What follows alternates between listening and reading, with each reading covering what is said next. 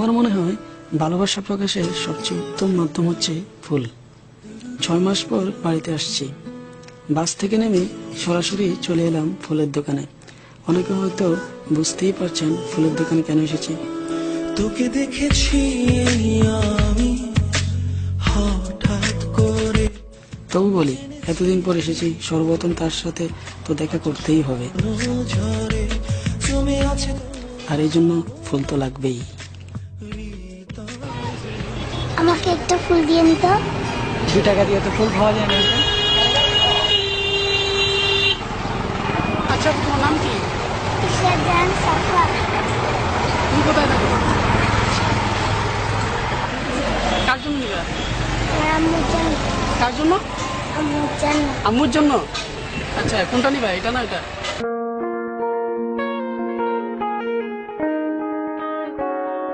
পিচিটা সত্যিই তো অনেক কিউট। সে 2 টাকা নিয়ে এসেছে ফুল কেনার জন্য, তার মাকে ফুল দিয়ে বলে। কিন্তু 2 টাকাতে কি আর ফুল পাওয়া যায়? তাই আমি নিজ থেকে তাকে একটি ফুল কিনে দিলাম। আমি যেখানে যাচ্ছিলাম সে নাকি আবার সেই পথেই যাচ্ছে, তাই ভাবলাম পিচিটাকে একটু এগিয়ে দিই।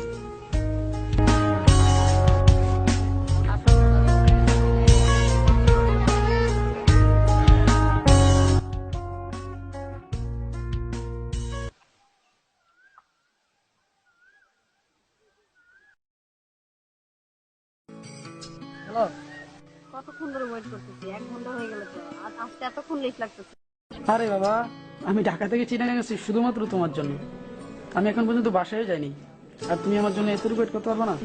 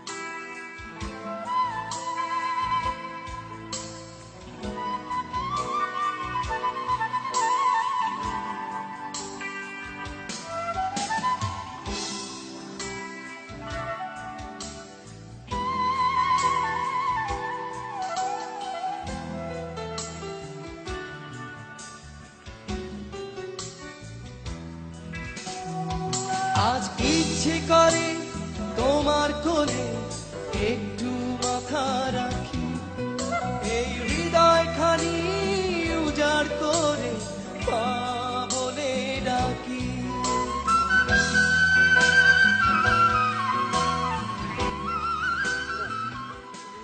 এখন আসতে পারবো না, সরি।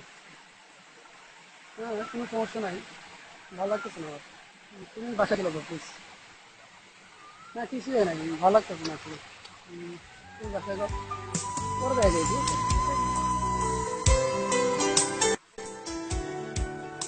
ও মা, আজ আমি বুঝতে পারলাম যে আমি কতটা লাকি। এরপর থেকে প্রতিবার যখন বাসায় আসবো, অবভিয়াসলি আমি প্রথমেই আমার মায়ের মুখটাই দেখতে চাই। ওই আকাশে তারায় তারায় যায় যোছনা, ঝিরি ঝিরি কাপন তোলা উদাসী হাওয়া